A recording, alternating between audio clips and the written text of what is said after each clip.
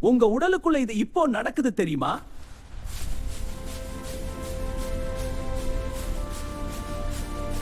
நான் கம்பு. நான் உங்கள் செரிமான குறைபாட்டை வலுப்படுத்துவேன். உடலுக்கு உறுதியும் நீண்ட நேர சக்தியும் அளிக்கும். நான் சோளம்.